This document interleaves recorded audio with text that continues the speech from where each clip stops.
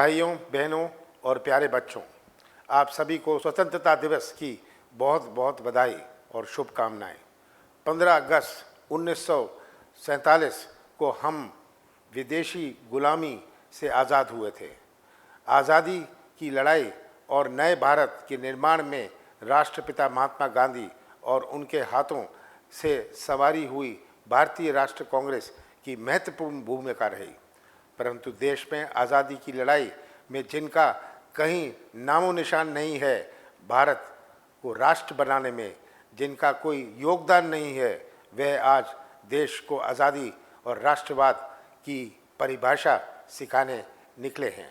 मैं आज इस अवसर पर नई पीढ़ी को बताना चाहता हूं कि भारत की आज़ादी की लड़ाई अनगिनत स्वतंत्रता संग्राम सेनानियों ने लड़ी, जैसे गांधी और नेहरू ने लड़ी थी, लाल बाल पाल ने लड़ी थी, आज़ाद और बोस ने लड़ी थी, बिस्मिल और राजगुरु ने लड़ी थी, सुखदेव और भगत सिंह ने लड़ी थी, दुर्गावती और लक्ष्मीबाई ने लड़ी थी, टंट्या भील और बिरसा मुंडा ने लड़ी थी।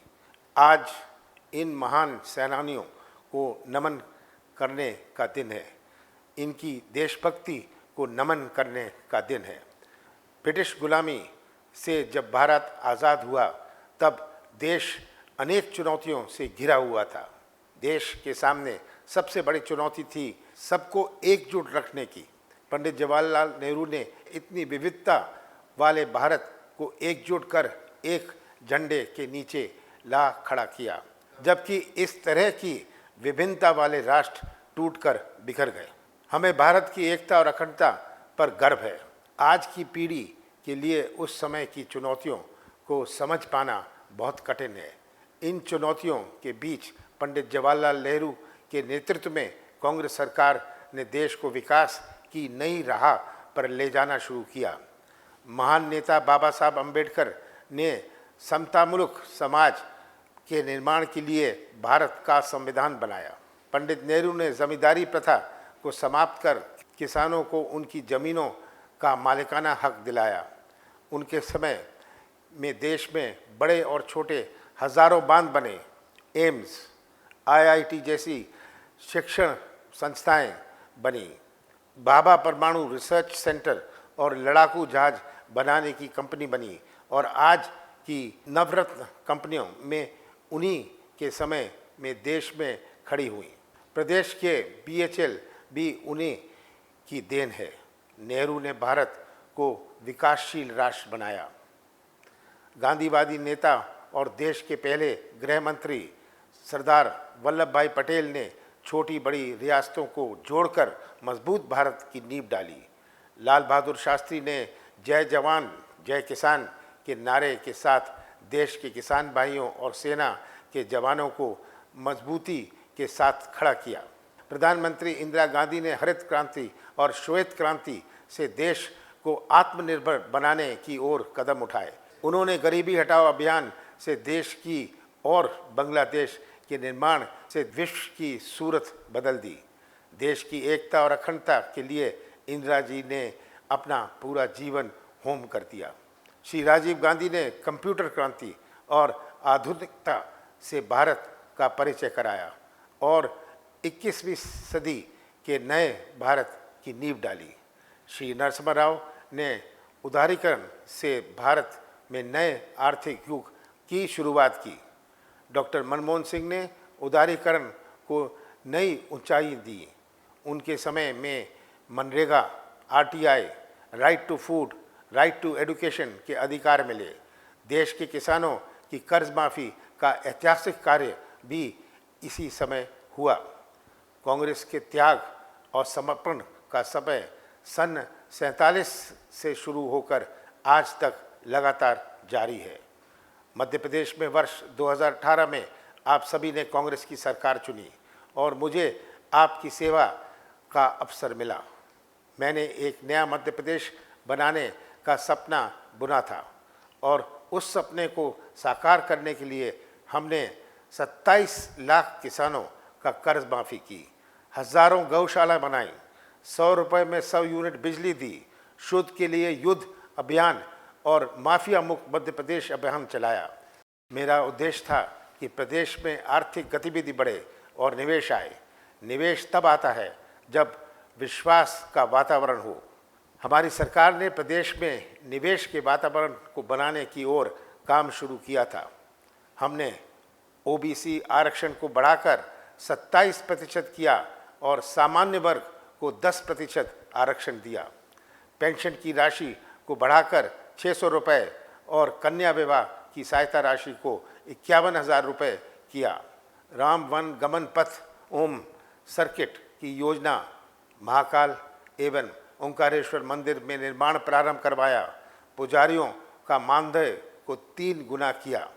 मेट्रो रेल परियोजना, युवाओं को उद्योग में रोजगार के लिए 70% आरक्षण, महिला अपराधों में कमी, मैग्निफिसेंट मध्य प्रदेश और कर्मचारी हितैषी फैसले जैसे अनेक कार्य किए। मध्य प्रदेश की इस सुनहरी तस्वीर से माफिया डर गए और चुनी हुई सरकार को सौदेबाजी कर गिरा दिया। मध्य प्रदेश के नए निर्माण का सफ़र अधूरा रह गया। आज देश में सरकारों के सौदे हो रहे हैं और देश कई चुनौतियों से घिरा हुआ है। भारत में आज जैसी परिस्थितियां हैं ऐसी कभी नहीं रही। आज देश का हर वर्ग परेशान है। आज देश में भटकता हुआ नौजवान, पीड़ित किसान है, शोषित व्यापारी है, असुरक्षित बेटियां और निम्न एवं मध्यम वर्ग महंगाई की मार को झेल रहा है। बाजारों में सन्नाटा पसरा हुआ है और आर्थिक गतिविधियां ठप हो चुकी हैं। विकास के नाम पर देश में सिर्फ जुबानें चलाई जा रही हैं। मैं हमेशा कहता हूं कि जुबान चलाने और सरकार को चलाने में बड़ा अंतर होता है। आज यही स्थितियां हैं। हमने देखा कि कोरोना महामारी में देश और प्रदेश में बहुत तबाही हुई। कोरोना से निपटने की अव्यवस्था के कारण बहुत नुकसान हुआ। आमजन बेड, ऑक्सीजन, इंजेक्शन और दवाओं के लिए भटकते रहे और बिना इलाज के लाखों लोगों की जान गई। सरकार लगातार मौत के झूठे आंकड़े देती रही और हेडलाइन मैनेजमेंट में लगी रही। कोरोना के समय हुई अव्यवस्था की सच्चाई को देश की जनता ने देखा है।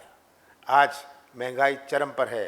रसोई गैस, डीजल, पेट्रोल और खाद्य सामग्रियों के दाम आसमान छू रहे हैं और जनता परेशान है। देश के किसान भाई 3 काले कानून के खिलाफ साल भर से आंदोलन कर रहे हैं और अब तक 600 किसान भाइयों की जान चली गई है।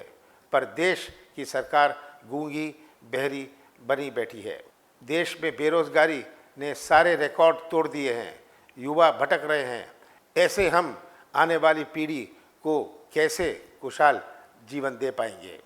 प्रदेश में हुई अतिवृष्टि एवं बाढ़ की आपदा से आम जन परेशान है। प्रभावित परिवारों के प्रति कांग्रेस पार्टी सहानुभूति रखती है। क्षेत्र में कांग्रेस कार्यकर्ता आम जनों को राहत पहुंचाने में मदद कर रहे हैं। आम जन का जीवन जल्दी ही सामान्य हो, मैं ऐसी कामना करता हूं। आज देश को नई चुनौतियों से लड़ने की आवश्यकता है। आज आवश्यकता है कि हमारा देश महंगाई के खिलाफ लड़े, बेरोजगारी से लड़े, किसानों को सक्षम बनाने के लिए लड़े, महिलाओं की सुरक्षा और सम्मान के लिए लड़े, व्यापारियों को व्यापार के अवसर देने के लिए लड़े। ये सभी चुनौतियां आज देश के सामने हैं। आज देश उसी तरह से चुनौतियों से घिरा हुआ है जैसे आज़ादी के समय घिरा हुआ था। देशवासियों ने आज़ादी के बाद सभी चुनौतियों को स्वीकार किया था और उसमें लड़ने के लिए आगे बढ़े थे।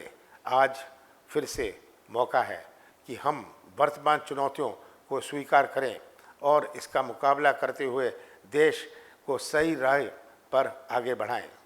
आइए आज स्वतंत्रता दिवस के अवसर पर हम सभी संकल्प लें कि हम सच्चाई को पहचानेंगे, सच्चाई को अपनाएंगे और सच्चाई का ही साथ देंगे। नए मध्य प्रदेश के निर्माण का जो सपना मैंने और आपने देखा था, उस सपने को पूरा करने के संकल्प को आज फिर से मैं दोहराता हूँ।